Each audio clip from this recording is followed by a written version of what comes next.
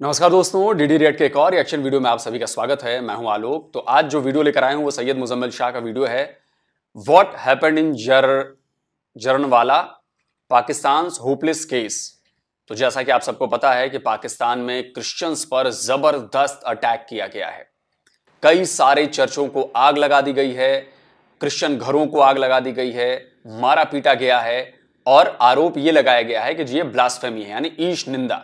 अब आपको तो पता ही है कि पाकिस्तान में कोई झूठी ब्लास्फेमी का भी आरोप लगा दे तो समझिए कि उसका जीना मुश्किल है। तो ये पूरी ईसाई कम्युनिटी पर लगा है और ये झूठा आरोप लगा के, अफवाह फैला के सबको इकट्ठा किया गया है और भयंकर जो भी हो रहा है।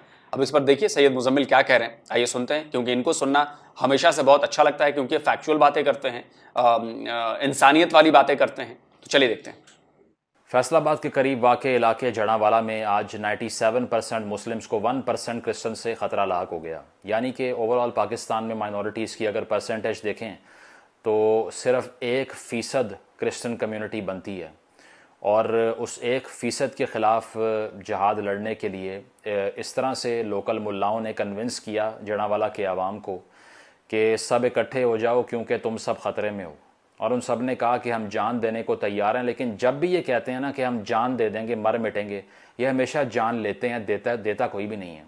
किसी ने आज तक अपनी मोटर बाइक को या अपनी दुकान को आग नहीं लगाई इस पैशन के थ्रू, सिर्फ दूसरे की अमलाक को जलाया है। तो अब तक की इतलात के मुताबिक वाक़या हुआ क्या वो आपको बाद में बताता हूँ, लेकिन अब तक नुकसान कितना हो चुका है उसकी अगर बात करें तो पहली बात यह है कि असिस्टेंट कमिश्नर जड़ावाला, जो कि स्टेट के नुमाइंदे हैं, जो रियासत को रिप्रेजेंट करते हैं, उनको घर छोड़ के भागना पड़ गया क्योंकि वो भी मसीही बरादरी से हैं और उनके घर पे हमला हो गया। तो आप ये देखिए कि स्टेट को भागना पड़ गया मॉब के सामने से। तो state has officially lost the battle there. दूसरी चीज़, एसपी साहब वहाँ पे और दीगर पुलिस अफसरान माफ़ियाँ मांग रहे हैं और कह रहे हैं कि एफआईआर दर्ज हो चुकी है 2 नौजवानों के ख़िलाफ़ ब्लास्फेमी के इल्ज़ाम पर, जिसमें 295 और 96 लगा दी हैं, सज़ा मौत है उसकी। इसके बाद आपको क्या चाहिए आप बता दें। लेकिन उनको ये नहीं मालूम कि ये जो आवाम बाहर निकले हुए हैं ये सिर्फ कानून पे अमल दरामद करवाने नहीं आए, ये तो रोज़मर्रा की ज़िंदगी की फ्रस्ट्रेशन निकालने के लिए आए हैं। और इसीलिए फ्रस्ट्रेशन को निकालते हुए अब तक उन्होंने 17 से 20 के दरमियान घर जला दिए हैं। इसकी कोई रिपोर्ट मेन स्ट्रीम मीडिया पे माइंड यू नहीं आ रही, क्योंकि वहाँ पे शर्म महसूस होती है ना कि पाकिस्तान में क्या ख़बरें चल रही हैं कि 1% क्रिश्चियन माइनॉरिटी से ख़तरा लाक हो गया है 97% को, इसलिए वो उसको छुपा लेते हैं।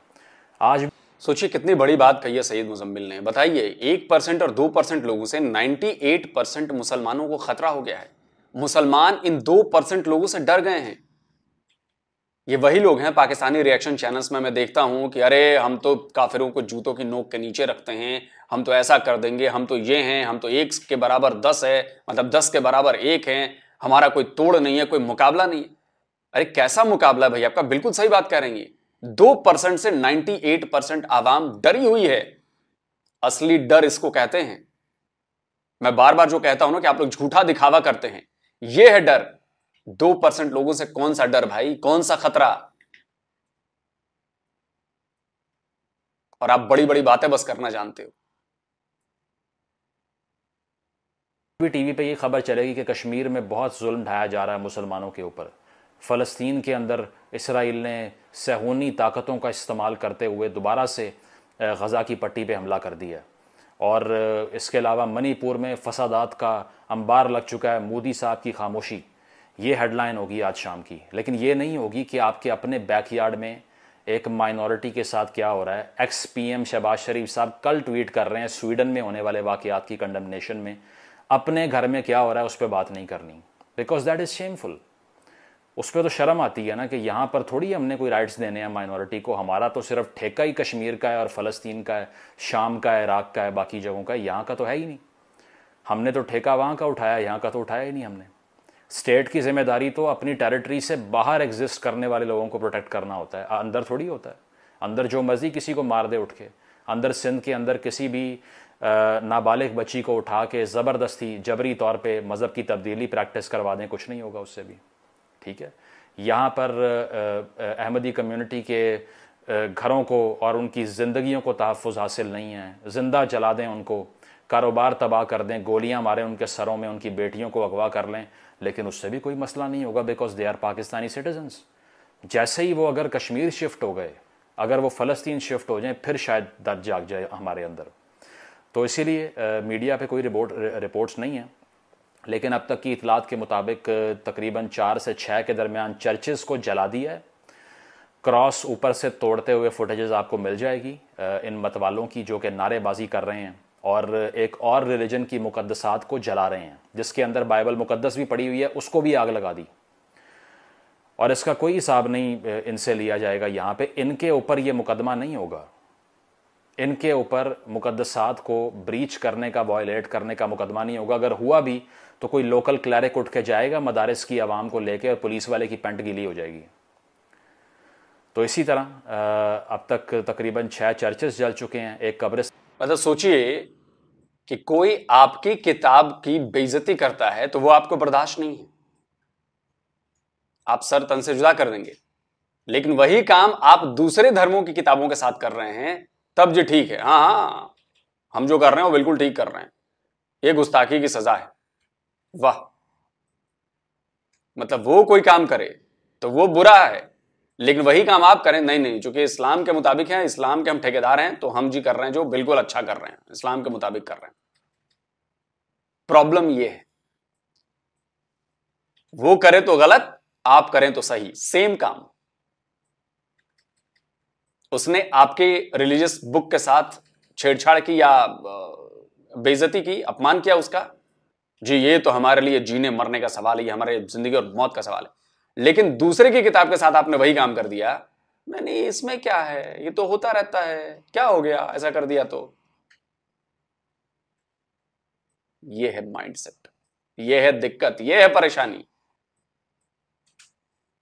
पे हमला हुआ है, 17 तकरीबन घर हैं जिन पे अटैक हो चुका है, और क्रिश्चियन कम्युनिटी को एक मैस माइग्रेशन उस कॉलोनी से करनी पड़ रही है, क्योंकि सब वहाँ पर जज्बे में है कि हमने इनके ऊपर आज इस्लाम नाफिज करके जाना है। और सारे के सारा सोशल मीडिया पे क्या रिएक्शन आता है, इवन प्रोग्रेसिव लिबरल तबके जो हैं वो भी क्या रिएक्शन देते हैं, दिस इज़ नॉट ट्रू इस्लाम। इसके अलावा कुछ भी नहीं आता, मतलब सिर्फ ये एक लाइन लिख देंगे कि क्या इनको पता नहीं है भाई, this is not true Islam for you. Look at these people के उनकी इंटरप्रटेशन कैसे बनाई गई है 70 सालों के अंदर। उन्होंने जो तशरीह सीखी है वो कहाँ से सीखी है, उनसे जाके बहस करके आप देखें कि आपका इस्लाम क्या कहता है, और फिर अंदाज़ा लगाइए कि जो आप जिस इस्लाम को इस्लाम मानते हैं वो उसके बिल्कुल मुतजाद खड़े हुए हैं।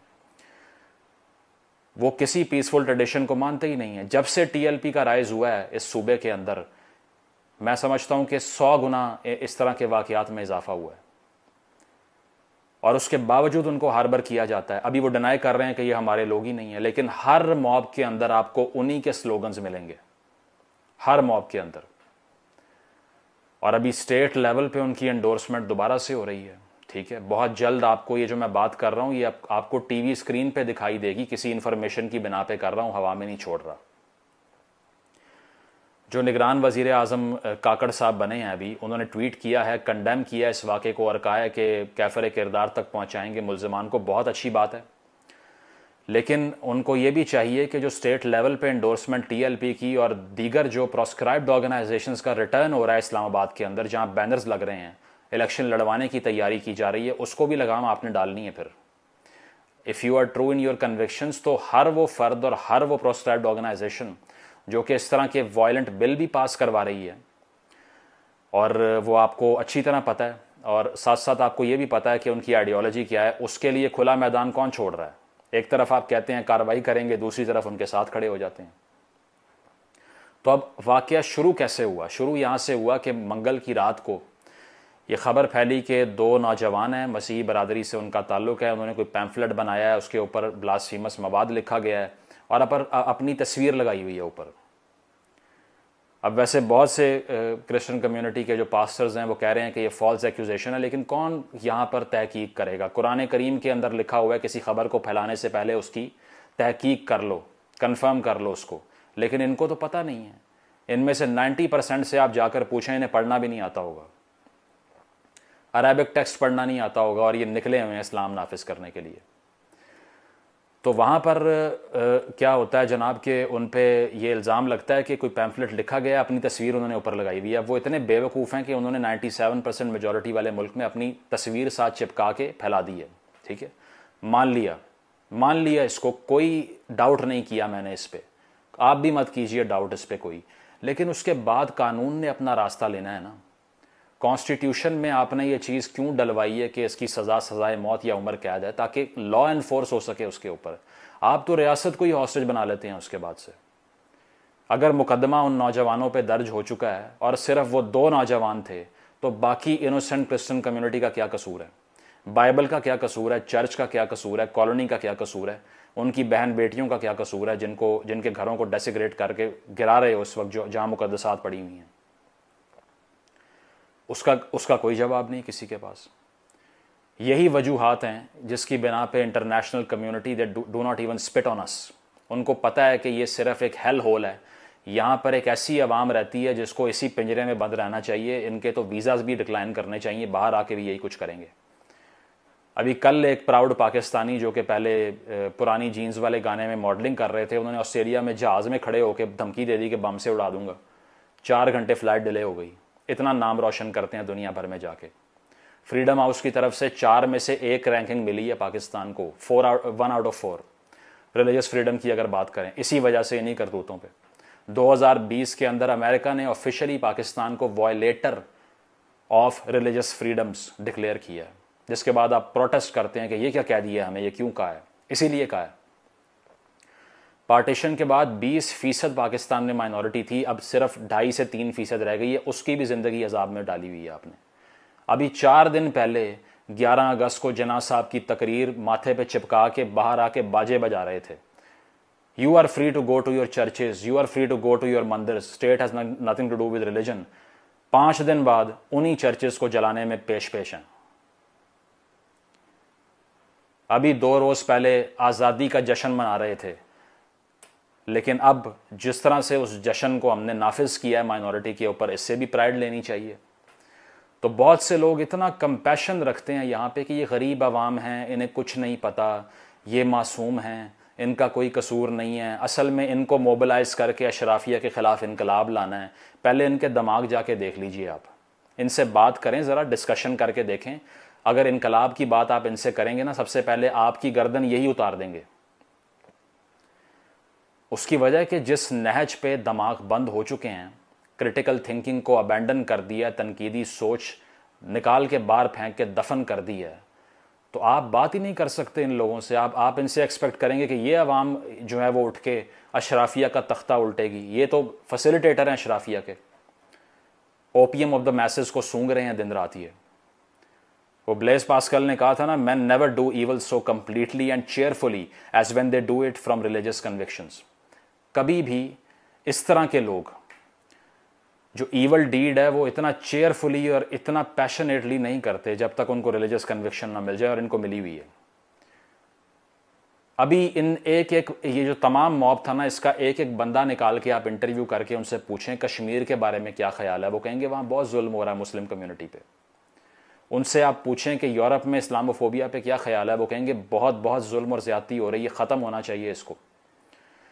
इनसे आप पूछें फ़लस्तीन के बारे में क्या ख्याल है, वो कहेंगे हम जान देने को उसके लिए तैयार हैं, वहाँ पे बहुत ज़्यादती की जाती है, हमारी बरादरी पे हमले किए जाते हैं, उनको आज़ादी नहीं मिलती। इनसे आप पूछें फ़्रांस के बारे में, वो कहेंगे वहाँ पे बुर्का लेने की परमिशन नहीं है, हम कंडेम करते हैं इसको, इन्हें शर्म नहीं आती, रिलीजियस फ्रीडम के ख़िलाफ़ बात करते हैं। लेकिन इस मुल्क के अंदर ऐसा जुगाड़ लगा हुआ है इनका कि ये सारे प्रिंसिपल जिसको ये दिन रात तोते की तरह रिपीट करते हैं, इस पर एक पे भी अमल नहीं करते, नॉट इवन वन। तो ये इटर्नली डिलूडेड है, ठीक है, it is a completely lost case. और अब तक अगर रियासत को समझ आ चुकी है कि ये क्या हो रहा है, उसके बावजूद इसको हार्बर करते हैं, तो आप किससे गिला करेंगे जाके कि आइंदा चलें, कल को ये ठीक हो जाएगा, हम तनकीद करेंगे? नहीं होना ठीक। ये सिर्फ और सिर्फ इस चीज़ का सलूशन ये था कि एक सेकुलर और इंसान दोस्त रियासत बनाई जाए। और रियासत का, जब कहते हैं ना रियासत का मज़हब हो, तो उसका फ़िरका भी होता है। तो हमारी रियासत ने तो फ़िरके इख्तियार किए हुए हैं, वो तो एक फ़िरके को एम्पावर करके बाकियों की गर्दन पे नाफिज कर रही है। छोड़ दीजिए अहमदिया कम्युनिटी या बाकी, वो तो अहले तशीज़ की ज़िंदगी हराम करने के चक्कर में अभी। तो आहिस्ता आहिस्ता हर कोई अपनी बारी का इंतज़ार कर रहा है, चाहे माइनॉरिटी है या मेजॉरिटी है। बैठें, पॉपकॉर्न खाएं और ये फिल्म देखें पाकिस्तान की, जो 75 साल से लगी हुई है, जिसमें सिर्फ आग जल रही है और कुछ नहीं है। Because the state fails to realise that and even if they realize they don't want to turn their backs onto this, वो चाहते हैं सपोर्ट करते रहें इन एलिमेंट्स को, और आप देखिएगा इसका रिजल्ट मज़ीद किस तरह से एक्सपैंड होता है। अगले इलेक्शन में आपको यही जमातें पहली सफ़ में दिखाई देंगी और आप इनको वोट डाल रहे होंगे, और अक्सर आपका वोट डल भी जाएगा और आपको इल्म ही नहीं होगा। इसीलिए आपका काम सिर्फ ये है कि अपनी एक ज़ाती ऑटोनॉमी में, पर्सनल स्पेस के अंदर सिर्फ अपनी इनफरादी हैसियत में आज़ादी हासिल कर लें। बेशक यहाँ से निकल के या अपने आप को इन प्रेजुडिसेस से और इस मैथ से, इस इलिटरेट और चार्ज्ड मैथ से डीलिंक करके एक वही इनकलाब सिर्फ आ सकता है और कोई नहीं आ सकता।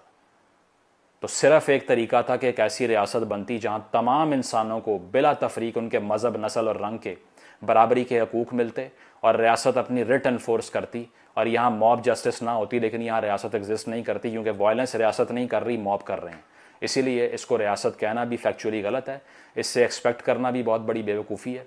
और हल सिर्फ ये है कि आप अपने आसपास उन लोगों से कभी बहस मत कीजिए जो कि आपकी रिलीजियस आइडियोलॉजी से इख्तलाफ करते हैं। अगर वो कहें ना कि हाथी उड़ रहा है, आप कहें बिल्कुल उड़ रहा है, मैंने खुद देखा है, शाम को बैठा हुआ था तार के ऊपर। सिर्फ ये हल है, डिकनेक्ट योर सेल्फ, और इसके साथ साथ ये कि आपको एस्केप मिलता है वो हासिल करें। लेकिन यहाँ के हुक्मरान तबके से किसी भी एक पार्टी से उम्मीद अगर आप लगा रहे हैं तो आप इस जुल्म और ज़्यादती में बराबर के शरीक हैं। Thank you. चलिए दोस्तों, वीडियो खत्म हो गया, और इसीलिए सैयद मुजम्मिल को सुनना बड़ा अच्छा लगता है, क्योंकि ये खरी बातें, द पॉइंट बातें और लॉजिकल बातें करते हैं। और इसमें कोई शक नहीं कि जिस माइनॉरिटी के हुकूक नहीं मिलने के दम पर भारत से एक हिस्सा अलग किया गया, पाकिस्तान नाम का नया देश बनाया गया, उसी देश में माइनॉरिटीज के साथ क्या हो रहा है ये पूरी दुनिया देख रही है। पूरी दुनिया। हिंदू मंदिर तोड़ दिए गए, जी कुछ हुआ होगा जरूर तभी तोड़ा है। चर्च जला दिए, अजी कुछ हुआ होगा तभी। अब सोचिए, क्या वो पाकिस्तानी नहीं है? क्या वो हिंदू पाकिस्तानी नहीं है? क्या वो सिख जो मारे जा रहे हैं वो पाकिस्तानी नहीं है? क्या वो ईसाई जो जिनके घर जलाए जा रहे हैं, जिनको दहशत में जीना को मजबूर किया जा रहा है, जिनके चर्चेस जला दिए गए, जिनकी बाइबल जला दी गई, क्या वो पाकिस्तानी नहीं है? तो बेसिकली प्लान ये है कि जो भी 2-2.5% माइनॉरिटी बची है उसे भी पाकिस्तान से या तो निकाल बाहर कर दिया जाए, या इतना उनके साथ जुल्म कर दिया जाए कि वो छोड़ के खुद ही चले जाएं अपनी सारी जायदाद, अपनी सारी संपत्ति, या इतने मजबूर हो जाएं कि वो इस्लाम कबूल कर लें। और यही तीनों कंडीशन बनाई जा रही है कि इन तीनों में से एक विकल्प आपको चुनना है। और ये तीनों विकल्प जो हैं, वो ईसाई कम्युनिटी हो, सिख कम्युनिटी हो, या हिंदू कम्युनिटी हो, या अहमदिया कम्युनिटी हो। अहमदिया तो खैर गिनती में नहीं है बेचारे, वो तो। ये तीनों विकल्प उनके लिए नुकसानदेह हैं। तीनों विकल्पों में उनका नुकसान है। मार वो इन तीनों विकल्पों से खाएंगे। अब सोचिए पाकिस्तान में क्या हालत है। मैं ट्विटर पे देख रहा था, जिस तरह से भीड़ को मोबिलाइज किया गया, जिस तरह से आग लगाई गई, जिस तरह से उनकी बाइबल जलाई गई। दुनिया के किसी भी कोने में क्रिश्चियन होगा, वो देखकर क्या कहेगा? जैसे स्वीडन में अगर कुरान जलाई गई और दुनिया भर में मुसलमानों को देखकर उसे गुस्सा आया, दुख हुआ, वही चीज इन तस्वीरों को देखकर ईसाई भी महसूस करेंगे। लेकिन यहां पर मुसलमान ये कहेंगे कि जी ये तो हमारा हक है, और वहां पे जी हम तो विक्टिम है। तो यकीन मानिए, अगर आप ये बात कहते हैं कि इस्लामोफोबिया क्यों फैल रहा है, तो इन्हीं वजहों से फैल रहा है। क्योंकि आपने ये तय कर लिया है कि मेरी किताब ही सबसे सही है, मैं जिसको मानता हूं वही सबसे सही है, दूसरा फर्जी है, दूसरी किताबें फर्जी हैं, मैंने जो कह दिया वही सच है, दूसरे सब झूठ हैं। इस तरह की आइडियोलॉजी होगी। यह आइडियोलॉजी नहीं चलेगी, नफरत की आइडियोलॉजी है। इससे विवाद बढ़ेंगे, संघर्ष बढ़ेंगे, और फिर आप कहेंगे कि जी हमारे साथ तो देखिए ऐसा हो रहा है, वैसा हो रहा है। तो इसलिए इस बात को बड़ी गंभीरता से समझने की जरूरत है कि आप लोग कहां गलती कर रहे हो, और इस गलती को अगर ठीक नहीं किया गया तो यकीन मानिए आने वाले दिनों में ऐसे संघर्ष बढ़ेंगे।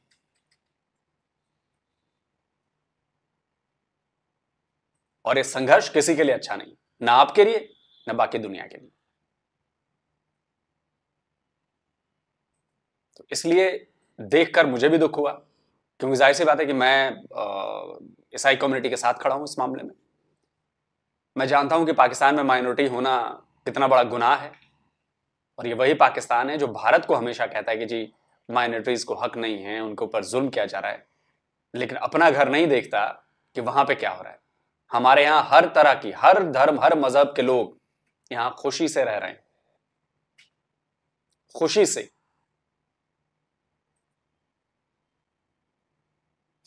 लेकिन अब क्या कहें, चलिए, इक्का दुक्का घटनाएं होती हैं तो हमारे यहां भी इलाज किया जाता है, लेकिन आपके यहां तो पूरी आवाम, जो मैक्सिमम आवाम है, सबको नहीं कह रहा, मैक्सिमम आवाम जो है वो ऐसी ही माइंडसेट वाली है। चलिए जल्दी मिलता हूं, आप लोग कमेंट जरूर करें, जल्दी मिलता हूं एक और वीडियो के साथ। नमस्कार।